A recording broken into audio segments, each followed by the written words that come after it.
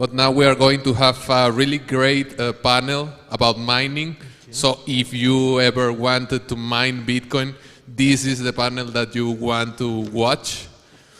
But before introducing the panelists, remember that if you want to join the Wi-Fi, the password is Bitfinex with a capital B. Also, remember to share some photos, some videos, even a meme about the conference, and use the hashtag AdoptingBTC, because the people that is not here in the Bitcoin country may feel like jealous because we are here enjoying this great conference. And well, this panelist named everything you always want to learn about Bitcoin mining, but never knew who to ask. So I suppose that these three guys are the guys that we want to ask. So I want to introduce you Gerson, and he will present the panelists. Thanks a lot for being here and enjoying Adopting Bitcoin.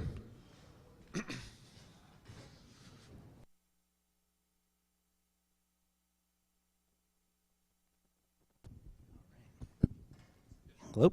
We're on. Excellent. Thank you very much, and thank you everyone who's joining us this afternoon. For this particular panel, as you just heard, the title, that's a big title, right? Everything you've ever wanted to know about Bitcoin mining.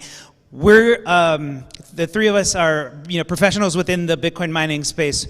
We're going to do our best to provide a fundamental understanding of some of the main elements with respect to Bitcoin mining. So this panel is meant to help inform those that are curious about this industry, about its role within the Bitcoin ecosystem.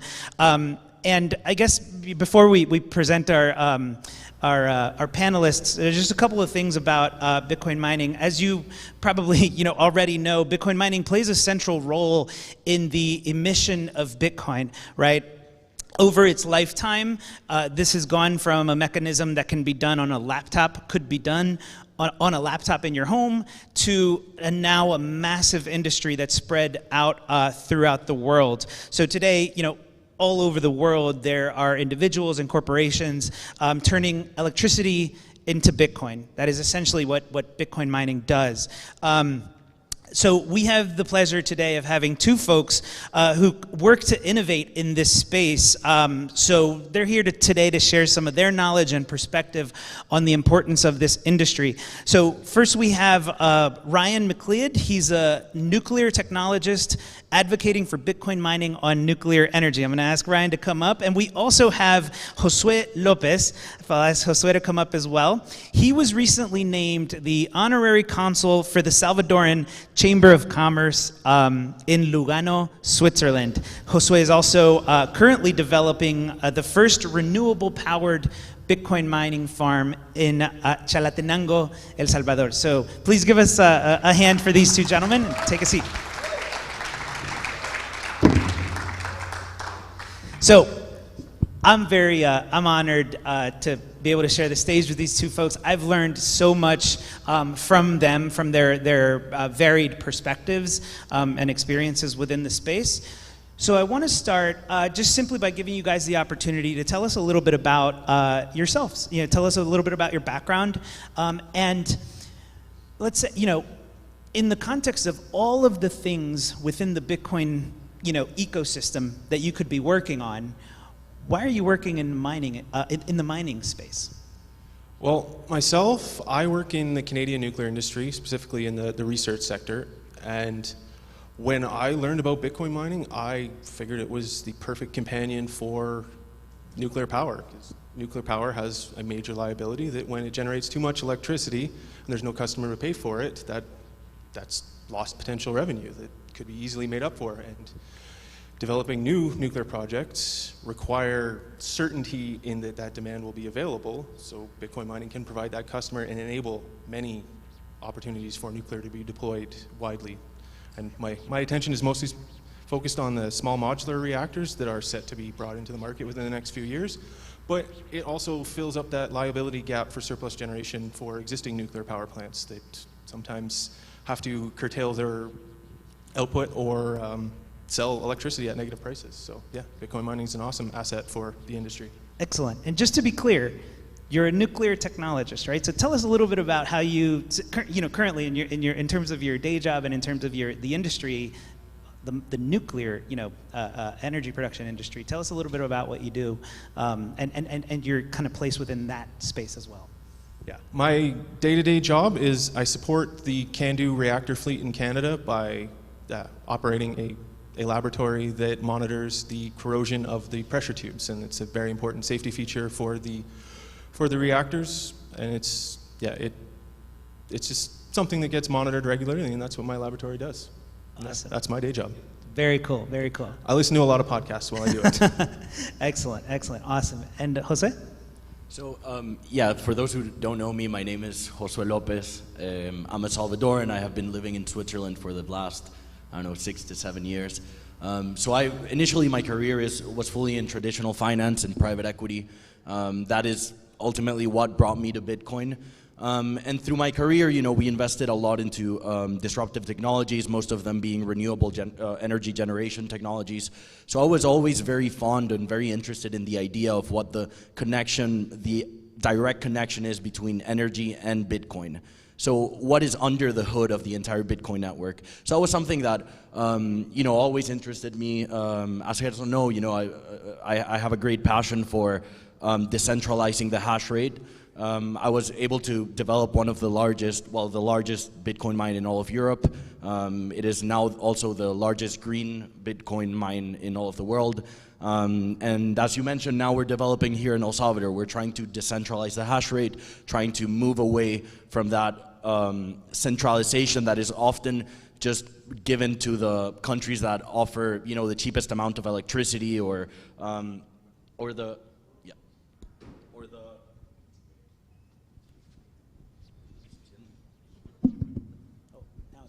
See, this one worked.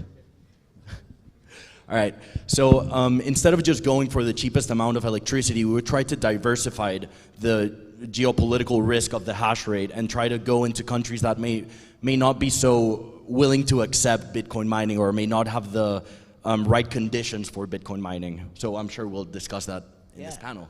Excellent, excellent. So here we have, folks that come to this industry with different, widely different professional experiences and skill sets, right? Ryan works within one of the domains, one of the extremely important domains in terms of energy production in the nuclear realm, and then Josue comes from the private equity world, and finds himself now developing renewable energy, renewable mining farms in El Salvador. So I think, for the benefit of the folks in the audience who might be curious about this industry at a kind of basic level, can you guys talk a little bit about what questions did you ask yourself or do you ask yourself when it comes to just understanding basic mining economics? Bitcoin mining is an economic activity, right? Like, it's something that you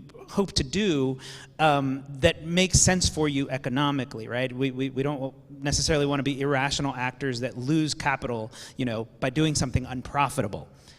So how do you think about, or what questions did you ask yourself when you said, okay, from an economic perspective, it makes sense for me to explore and begin to mine Bitcoin? Well, it made perfect sense when I started learning more about nuclear power and the electricity infrastructure, and that a lot of electricity that's generated, when it has no customer, it's worth nothing. So that is a massive opportunity for Bitcoin mining to at least set a floor above zero on electricity prices. So that was where I came in from the nuclear side of things. And then I also mine at home myself. I have a dryer that mines Bitcoin, which is pretty cool.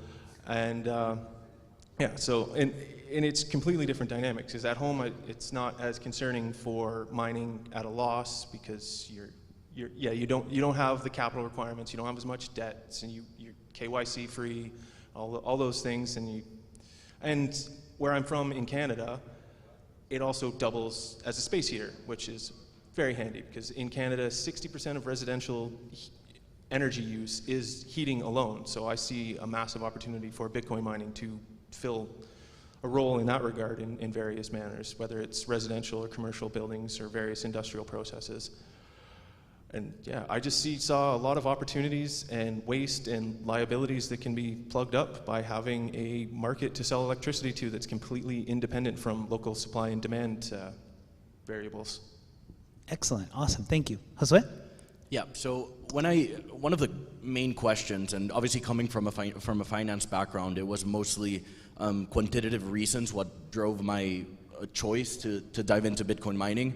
Obviously caring about the bottom line, understanding the costs, all of the costs involved, and eventually we were able to create financial models that really summarized what the entire business activity was, which is essentially that Bitcoin is a large consumer of energy, and Bitcoin will, at any given time, depending on the difficulty, depending on the hash price, buy your energy at a specific price. So before the FTX shit show, this was about 120 to 130 megawatts, dollars per megawatt hour. So if you could get anything below that, you were profitable. So that was the first thing I tried to identify, what is really the margin that you have to keep to be safe. And then I started looking at jurisdictions. So obviously being in Switzerland, Norway, Sweden, and Finland were pretty close. They had really good sources of renewable energy that were at a really cheap price. So for an example, at that time we were getting PPAs for $30 a megawatt hour. So that was pretty good. It gave us a pretty big margin for us to play with. We identified the rate of returns of the investments, and they were extremely good compared to other investments that we could have made. Obviously, there was always the risk factor of what's going to happen to Bitcoin, but eventually, I think it all dives down to that inner belief that Bitcoin is the perfect money, Bitcoin is sound money, and inevitably, once Bitcoin becomes the world reserve currency, it will be so valuable to own your own Bitcoin mine and to be part of those validators that work under the hood to make the Bitcoin network work. Now, on my second venture for Bitcoin mining, which is now moving to emerging economies, it played out a little bit different. Obviously, I still cared about the bottom line, but now we had significant capex, significant capital to be able to deploy more technology into the system. So we tried to integrate vertically downwards. So we tried to produce every single kilowatt of energy that we were consuming, which is why in El Salvador we're building a pretty big solar plant to be completely self-consumed. We're also in the process of developing 2 hydroelectric plants here in the country. In Ecuador, we have some developments, Uruguay, Paraguay, you name it, we've probably been there. And right now, my main motivation is not purely quantitative. I would say it's now moved to a more qualitative state in which that I want to secure the hash rate.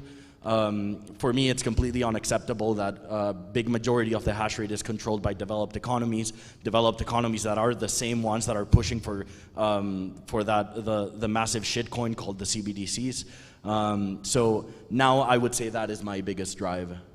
Excellent, excellent, thank you. And I think it's important and interesting to note that I guess when the conversation about Bitcoin mining is in relation to it as a business, right? As a capital intense investment activity, it's one thing, right? Because you want to make sure that it's economical and that you're again not burning capital.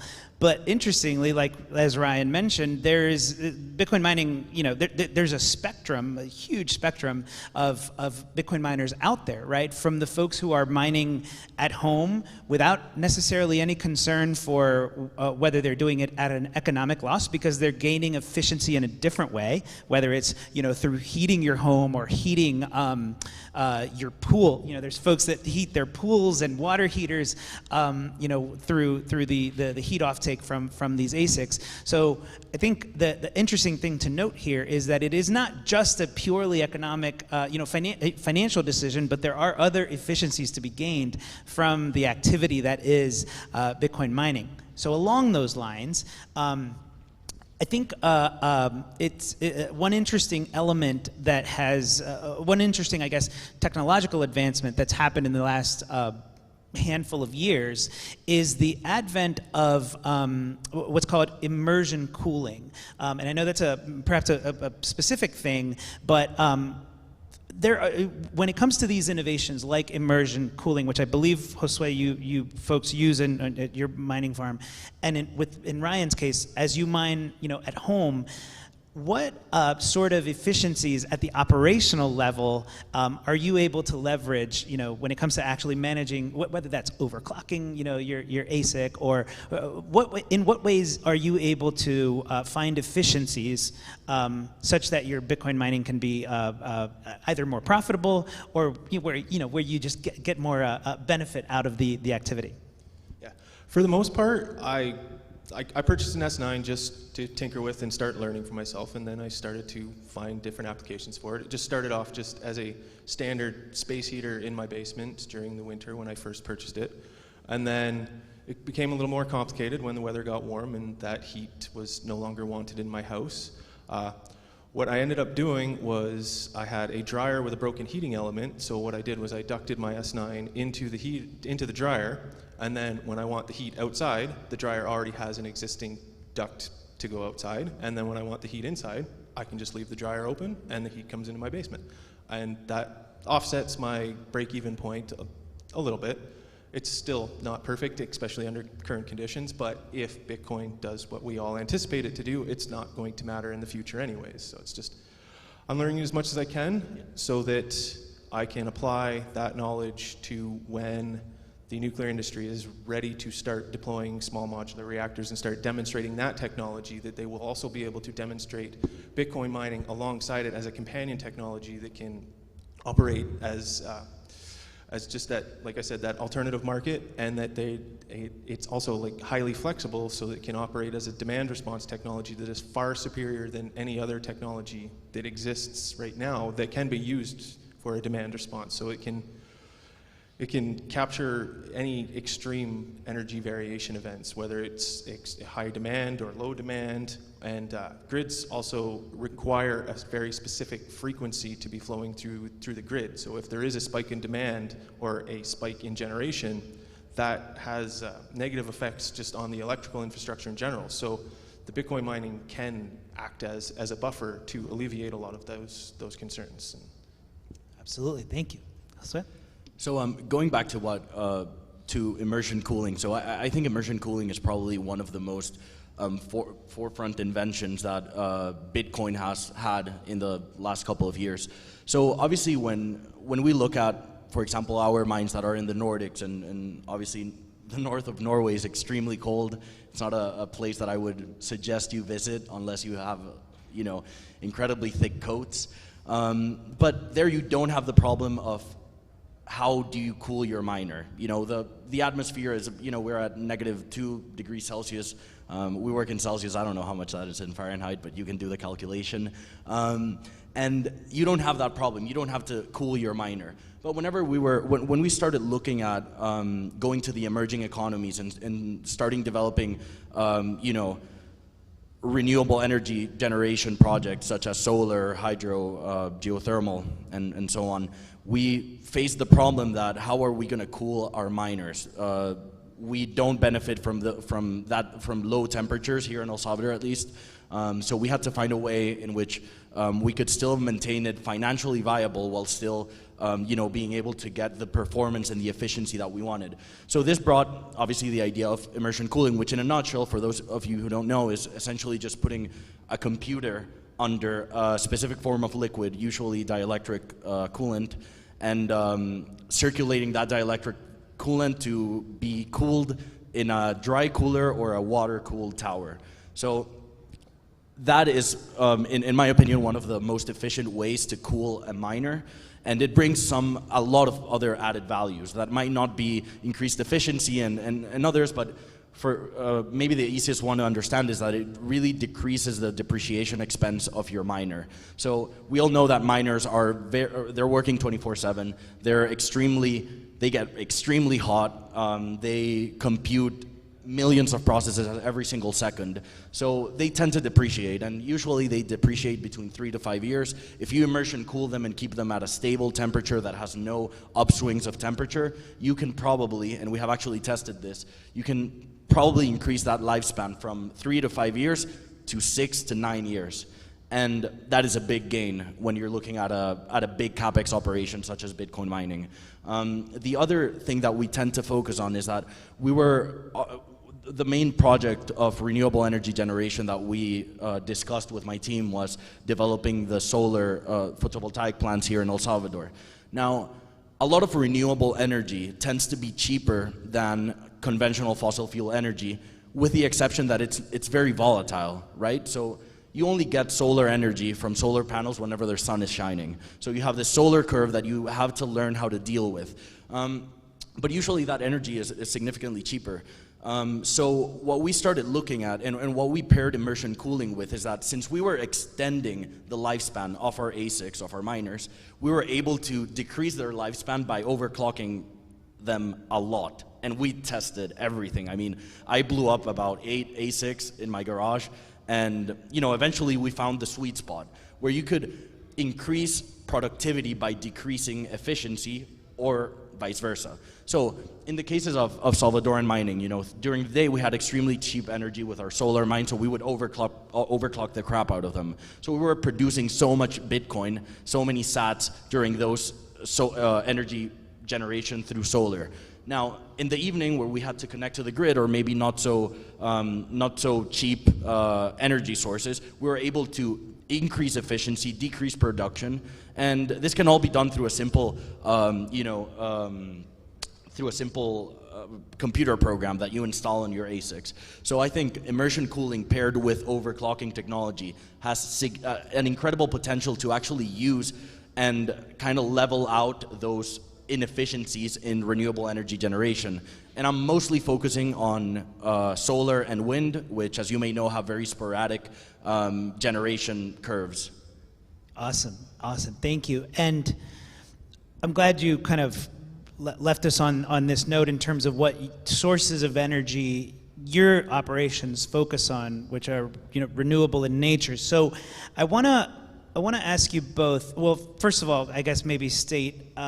I think all of us recognize, or if you don't already, clearly your energy source is an incredibly important input, within the Bitcoin mining industry, and I think we can all agree that everyone wants more reliable and less environmentally damaging, energy or environmentally harmful energy grids and energy sources across the world. So I want to ask you both, in your view, at a high level, and because you work in different sources of energy, at a high level, how does Bitcoin mining help push us toward that sort of world that operates on a better, stronger, and cheaper energy for everyone?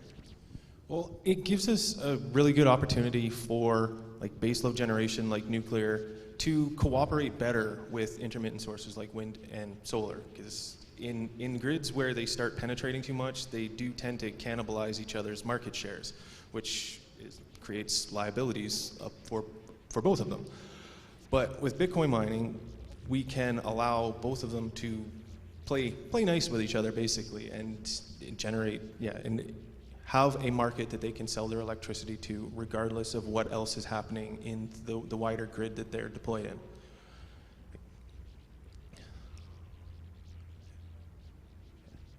No, this is fantastic. Yeah, I was just. No, this is. And we can come back. We can come back to you. Yeah. Yep. So some of the things that I think Bitcoin mining really inputs positively to mainly emerging economies. So you will find that in emerging economies, they usually have a very disrupted grid. And it's usually due to corruption in previous governments, not blaming anyone, but since we're in El Salvador. But there are all of these intricacies that make energy expensive. So Bitcoin mining has a tendency to go into every single hole, every single source of energy, and try to find the cheapest way to produce that energy, the most efficient way to transmit that energy, and that just brings a world of possibility. So let's imagine here. So when we started developing our Chalatenango plant, there is a community about 2 minutes away from where we set up our pilot project. They probably have about 500 families living there that have no access whatsoever to energy. And getting energy to them would actually cost more than just relocating them. But obviously they didn't want to relocate their houses. They probably lived there for, you know, hundreds of years. So with renewable energy, we were able to install power plants close to them by not disrupting any natural resources, or at least not any ground natural resource, and we're able to give energy to them. So this is the way that we are able to distribute energy and get it to those that are forgotten by conventional energy industry. Because obviously the big companies, the big energy transmission companies, they don't want to invest in bringing energy to 500 families. They would rather invest a lot of capital in bringing energy to a city of 10,000 people that, you know, it's clearly better for their financial statements, right? And then another example is that El Salvador is the land of volcanoes, as you may have found by now. So we have a lot of geothermal reservoirs. Now, these geothermal reservoirs would be completely and utterly financially unfeasible to tap unless there is a way that we can consume the energy right there on the spot. Because the volcanoes are very far away from here. So just as an example, if we wanted to drive out 500 kilometers east, we would find one of the largest geothermal reservoirs in El Salvador, but it's not close to any city. So we would have to invest not only in drilling that reservoir, producing the energy, but also transmitting it back to the city, which is usually the most expensive part of the entire process. With Bitcoin mining, what do? You know, we take the mines, we usually we do it in immersion coolers, if it's not a cold weather there. We take them there and we self-consume it on the spot. And then that energy, you can, you know, whatever profit you make from the Bitcoin mining, you can use it to subsidize the energy in the city without transferring it through a physical energy power lines. So the Bitcoin network becomes essentially a way to transfer energy from point A to point B. And it's exactly doing what Einstein said, you know, just through the wormhole, you know, through the Bitcoin hole, without having any physical, tangible infrastructure that transfers that energy. And that makes it insanely cheap for everyone, not just for the Bitcoin miner. Exactly. Yeah, and just what I was going to say when I got lost there, I was going to go into just the subsidies and financing of energy projects, because that is one of the major competitive points between like large baseload generators and intermittent sources, is that in the fiat structure, everyone's competing for political favoritism to get a better seat at that financing trough. But with Bitcoin mining, that provides a completely independent market subsidy that the power projects can take advantage of, and like guarantee that they have a contract to sell that electricity no matter what the conditions are. Absolutely, absolutely. And you guys are making my job super easy, because you're touching on, I think, another very relevant and important kind of segment of this industry, and that is jurisdictional risk and jurisdictional opportunity. So Ryan, you live in Canada, and Josue, you live between El Salvador and Europe, and you've mined in both continents. Can you guys tell us talk to us a little bit about what is the jurisdiction? What are some of the jurisdictional risks that are present, both in, perhaps whether you want to take it in the perspective of like from where you live or where you sit, or how you analyze other jurisdictions when it comes to the risk involved in mining in that particular place of the world? Well, like we've already addressed the climate, so in the colder climates you can take advantage of the heat and use it for other energy and heat purposes, and then in warmer climates you're going to need to dissipate that heat some ways. And then there's also like the political risk, like what happened in Russia, and there was North American mining companies that had their ASICs stranded in Russia, and they're never going to get those back. There's places like in Quebec right now, they just announced recently that they're going to have a moratorium on expanding energy sales to Bitcoin miners. And then there's like other places like Texas that are just trying to bring in as many as they can. There's a lot of interesting, there's pros and cons depending on where you are, because there's some states that are very hostile towards it and don't want to see Bitcoin mining in their state, as we saw from China last year, even though there seems to be quite a substantial contingency of miners still operating on the sly. Yeah, it's a good opportunity for the network to further decentralize and find homes for all of these ASICs and make the network a lot more robust on the decentralization front. Absolutely.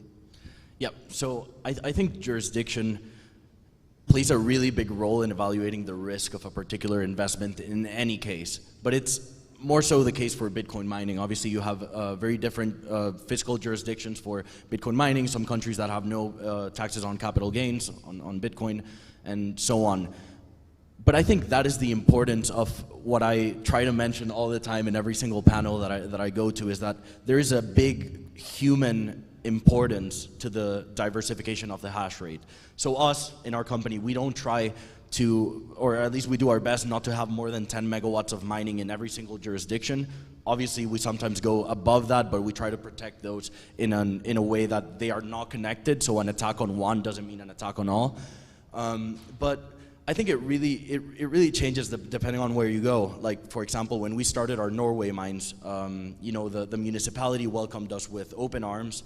And that was a time where, you know, Europe was flourishing, energy prices were low, you know, there was a lot of excess energy, so they were happy that we were doing it. Now, after the whole problem with Russia and Ukraine, that has changed. We have seen that a place that we thought was politically stable just completely became hostile against Bitcoin miners. And I'm not saying Norway is being hostile to Bitcoin miners. I'm just saying there has been a change in the perception of Bitcoin mining in Norway, in Sweden, in other countries in Europe. Now, when you look at countries like El Salvador, now El Salvador has made a pledge that they will never ban Bitcoin mining. In fact, they made a legal tender. Bitcoin mining is now essentially the reserve or the central bank of the Salvadoran people. So we have that trust in the Salvadoran government that they will never ban Bitcoin mining. And I've spoken about this with a lot of the big players in Texas, and they usually say, no, but you know, we have a lot of political leverage in Texas, and you know, they will never ban Bitcoin mining. You know, I'm sure China, when it had 40 or 50% of the hash rate, they also thought they were safe, and then eventually something changed. So I think it's more about understanding how secure you are against any political change and how much you can hedge that risk. So what we do to hedge that risk is just diversifying our hash rate. We do not keep it in the same place. And for the future, we hope not to keep it in the same place. If you could tell me that I could bring say 51% of the global hash rate to El Salvador, I wouldn't do it, because it's just not what Bitcoin was built for. You know, it's a decentralized network. If you centralize the validation mechanism of proof of work, it's no longer a decentralized network. An attack on the proof of work means an attack on Bitcoin, and it's ideally the only way to destroy Bitcoin. So we as users, hopefully all of you guys will start researching some miners that you can buy and look for hosters and whatnot. I really push you that is what you take from this conversation, that you in your hands, you have the fact that you can protect the Bitcoin network. You can protect it by decentralizing it. If you live in a cold climate, you can use it as a heater, but as long as you're protecting the network on another jurisdiction. So yeah. Absolutely, and I think this actually mimics what, you know, in a different part of the Bitcoin ecosystem we all understand. I think we all understand that if every single one of us in this room, for example, runs a full node out of your own home, you are intrinsically decentralizing, you know, the network. Similarly, when it comes to hash rate, I think it's every participant in the Bitcoin mining networks, in the Bitcoin mining industry's desire to keep that hash rate decentralized. As Josue said, I don't think anyone wants to see a world in which, whether it's, you know, Texas or China or whomever else, own an ever-increasing proportion of the global hash rate. We consistently want this to be decentralized, and that happens with individuals, that happens with small businesses, and of course, larger and larger players. But this is a space that has room for everyone, literally everyone, I'm very, you know, grateful to be able to spend some time with folks who have a ton of experience and varied, you know, perspectives on this topic. So in closing, and we do want to give some time for questions, so if you have some questions, please feel free to, or be ready to raise your hand. But maybe in closing, what advice might you give to someone in the audience who's maybe hearing about mining and understanding some of the basics for the first time and is thinking about getting started? What's some advice that you might give, no matter whether they are thinking about mining at home or starting a business?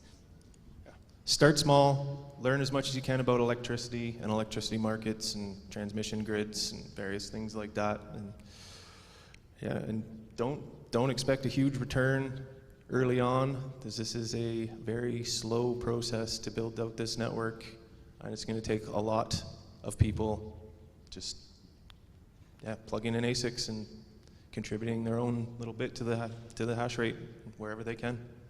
Excellent. Yeah, so I think anyone that can find a competitive advantage wherever they live, whether that may come from, very cold temperatures or cheap access to energy, then I think you should really evaluate the quantitative benefits that you may have and whether those fit with your financial plans for the future. Once you've gone from protecting the quantitative side of your thoughts, then you can start thinking about the qualitative, input that you want to give, whether you want to support our movement to decentralize the hash rate, then you start moving and maybe even sacrificing some of the profits for the distribution of the hash rate. One thing that I happen to suggest every single time, because my Twitter is filled with DMs of people saying that they got scammed, is that go to a reputable source wherever you buy your ASIC, learn first, and maybe even reach out to the people that know. You can always reach out to me on Twitter, to these guys on Twitter. They will probably give you the right direction on who to buy your miner from. There are a lot of scammers. And as Ryan mentioned, try to read up a lot about the connection between energy and Bitcoin, and you'll do good. I mean, it is a profitable business. It is something that you can do, something that everyone can do. And I really look forward to having a bigger hash rate because of you guys. So, awesome words of wisdom from both of these guys. So we have a couple of minutes left on the clock, and I do want to give an opportunity to anyone who might have a question. So feel free to raise your hand right here in the front. I think they're bringing around a mic.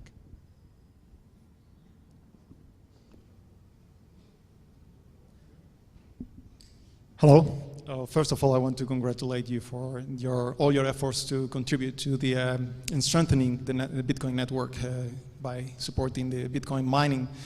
But I would like to learn from your experience and what you think about two topics that I think haven't been touched during these presentations. One of it is the centralization of the ASICs production. And the second is the centralization of the mining pools. So we haven't touched those points here, because I think back in the old times when mining Bitcoin was even profitable with a laptop, the entire decentralization idea of the Bitcoin design was at its highest point, because anybody could mine Bitcoin. But once the ASIC manufacturers came into play, then a huge centralization happened. And there was also an issue here, is that the company or the ASIC manufacturer which produces the most efficient ASICs chips has a competitive advantage, which you cannot actually unless you have a very, very, very cheap energy source, you cannot compete with. So how do you deal with this situation? Do you have any ideas on how to actually contribute to decentralize the production and the design of those ASICs? And what do you think about mining pools and how these pools can be more decentralized, so there can be more of them? Thank you. Yep. Thank you for your question. So just to tackle the first question first, which is the Bitcoin hardware, the ASIC hardware production. So I think if you actually look at it on the bigger scale, the diversification of your options on which ASIC to buy has increased a lot in recent years. So a couple of years ago, you could only get either a Bitmain or an Avalon or maybe MicroBT. You know, they were also just ramping up. Now you can get a ton of options, and that is the beauty of competition and of technology markets. Is that competition breeds innovation, and whichever the company that innovates the most is the one that's going to continue to increase their market share, and it's usually not the company that already has a big market share. So I'm involved in several projects that are aiming to produce cheaper ASICs, maybe with a trade-off of efficiency, but also that is up to the consumer to decide whether you want a cheaper capex in exchange for a more expensive OpEx or the other way around.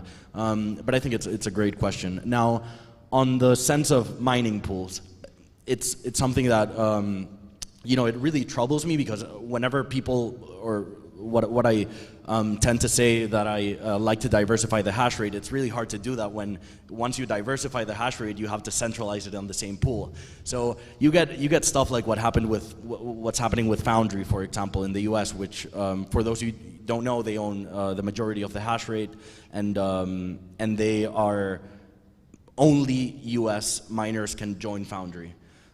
So when that happens, I try to tell everyone, just try using the small ones. The fees are not different. The security is usually the same. It's often, the little small tools that you can use on different pools that will give you the benefit of some competitive advantage. But overall, most of the mining pools are the same. You will always have to pay a fee, and yeah, just try to use different ones. Try to go for the small ones, because that is part of decentralizing as well. Yeah, I'll add a little bit. Just on the hardware front, it does seem like there are more companies interested in exploring that. I think like Intel and Square are both developing their own ASICs. So that will further decentralize that and open up the market for a lot more opportunities. And then on the pool front, like what you said about Foundry is true, but then because of the way that the pools work, the miners can, if they see too much hash rate being concentrated in one pool, all they have to do is just change one line on their miner hardware, and they can redistribute it to any pool that they want. So they can, the miners, they're a clever bunch, and they will figure out ways to avoid that eventuality in whatever way they find. Agreed. The theme here seems to always be, right, that in this industry, its participants find a way to decentralize through natural market incentives to do so. So thank you for your question. Very good. We ran out of time officially, but I think we're the last panel, so we got some time. Question right here.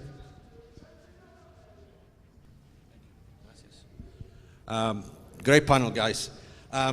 I speak as experience as a miner. I am a small miner, and I have a question for Mr. Jose. You came back to El Salvador and you built your own solar plant, pretty much to produce your own energy. So you are independent from the grid because it's too expensive, as you say in the previous panel that I watched not too long ago. So for somebody like myself that wants to bring a container here and mine, would you assist with your solar plant, or what it would be an alternative to that? And on my second question is that you're using liquid immersion with the electric field, which is great. I love that because you can overclock and you can do so many things with it. But what about the containers with wind cooling and water coatings? Would that work here in El Salvador, considering the temperature that you have around? Perfect. Thank you for your question. So on the first one, yes, we did develop the first renewable plant here that is complete. The entire objective of the plant is to prove my point. I'm a very arrogant person, and someone told me you can't mine in El Salvador, and I told them I could. So we decided to develop the plant to prove precisely that point, that you can actually mine in El Salvador. We proved it with my team back there. And eventually that plant will be donated completely to the community. We don't want to use it for more than 2 years. After all, we just wanted to attract and recoup investment with zero interest and then just give it back to the people that I mentioned before that have no energy. But yes, we are developing more utility scale energy productions using hydroelectric and geothermal, also some other solar plants with local companies. And what we're trying to achieve is trying to lower that levelized cost of energy production so that we can actually offer it to, say, miners across the world, and so that they're able to come here in El Salvador with their own ASICs and just plug them in to our energy. That is definitely in the plans. you can follow me on Twitter, and I'll keep you guys updated on how that's going. Now, your second question, if you could just remind. Water or air cooled. Yeah. Okay. So right now the solution, and the reason that we went for dielectric fluid, is that its viscosity it makes it very easy to pump around. So like I mentioned, you can use. In fact, I had a lot of miners up in the volcano of San Salvador, the one you see right in front of you, once you go outside, and those were in a normal container with, I think, 2 fans that I stole from my brother's room, and I just installed there. And they worked perfectly. They were very stable at temperatures of about 66, which is all right for an ASIC. So you can actually do that. We just choose not to do that because we are very into overclocking. So we really want the best technology out there. Now, using water, sure, you can also use water. The problem with water is that you will eventually have to find a way to get rid of the vapor, and that poses a really big issue. It's another engineering problem that we had to work on. So no, we actually decided to go for immersion cooling because in the end, it was the most easy to understand and easy to deploy form of cooling, and we benefit that at the solar plant in Nueva Concepcion in Chalatenango. We have a river that goes right next to it, so we designed the immersion cooler to be cooled by the water. But yeah, I think that is only for the specific case of Nueva Concepcion. Other locations, other jurisdictions might be different. In Bitcoin mining, a couple of degrees up, a couple of degrees down, they make a big difference. So, yeah. Awesome. Thank you for your question. I thought I saw a hand back there. Anyone? Yeah? Right there? Hey, maybe that'll be our last question to wrap up.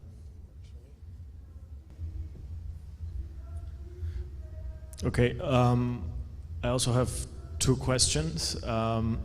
First one, you said about political risk.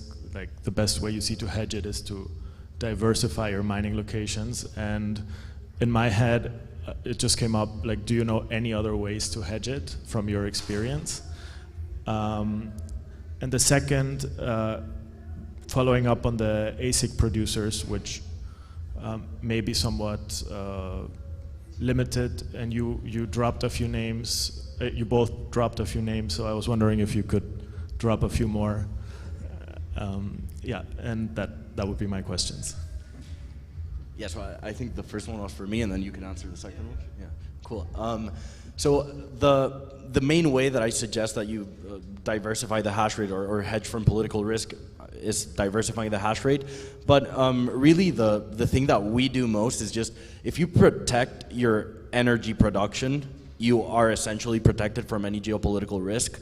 So in this example, like our solar plant in Chalatenango is fully owned by us. There is no debt. There is no bank. It is fully equity. It was financed by private capital. And say the government just suddenly becomes a dictatorship or something, they're not going to be able to take a solar plant away unless it becomes like a really like nasty political environment, and hopefully that won't happen. But if it does happen, you will have time enough like to put your panels in a container ship and just ship them away.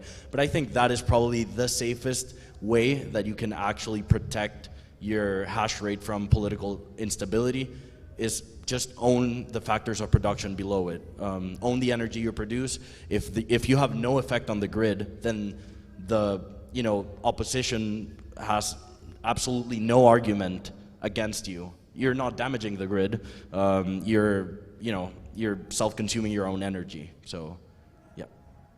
Yeah, because from what I understand, that became a big problem in Kazakhstan after the migration out of China. And they overwhelmed their grid quite a bit and upset the authorities. In regards to the ASIC manufacturers, I mentioned Intel and Square are the 2 big ones that have made an announcement, but I've heard of various really small scale ones that are, I don't know any names off the top of my head. I even heard in a Twitter space recently there was someone talking about a solar powered watch that would be able to generate hash rate, And like, yeah, like people are getting awfully creative with this stuff. And then once someone has developed like a chip that can be installed in other applications and appliances, like that widens up the availability for mining in like an ungodly amount of opportunities. Like I explained how for my dryer, I just run an S9, but you could theoretically replace the heating element with just a bunch of ASIC chips. Like, there's no reason why that couldn't be a possibility in the not too distant future. Like, the people in this community are incredibly creative, and there's a lot of tinkers and engineers that would love to get their hands on stuff like that. Like, it's only a matter of time. Yeah, just to add up on that. So yeah, there are a lot of names. There are a lot of really small names. Us running a private equity firms, I think we don't go an entire week without getting funding request from an ASIC manufacturer. So I think that is really good. But I also want to bring your attention to the current issue, which is that how better can they go?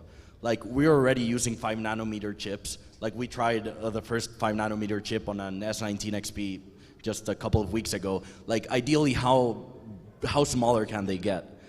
So I think the better question is to think whether new emerging technologies be adopted by ASIC manufacturing. You know, whether it's quantum computing, which I don't go for, but you know, it might be, or some other form of technology that will have to be adopted, because you really can't increase joules per terahash efficiency that much more anymore. We're already at 5 nanometers. I remember 2018 we were using 9 nanometer chips, and they said that was going to be it. Then they came out with a 7. Now they came out with a 5. But like, to the point where you're reaching like a physical limit. Yeah, reaching the physical limit. So I think the better question is what other technologies are being developed to help computing and by consequence the Bitcoin network. Excellent. Well, thank you very much for your questions. Thanks to Ryan, Josue, for your time and for your expertise. We hope you enjoyed this conversation. Everybody on stage is on Twitter, so Josue, Lopez, and you go by Nuclear Bitcoiner. Yes. Nuclear Bitcoiner. So feel free to follow them. And as Ryan just alluded to, there's a lot of folks spread out all over the world who collaborate with each other, share information and resources. So feel free to reach out to anyone in this space. I promise we'll be helpful. All right. Thank you very much. Thank you, guys. Thank you.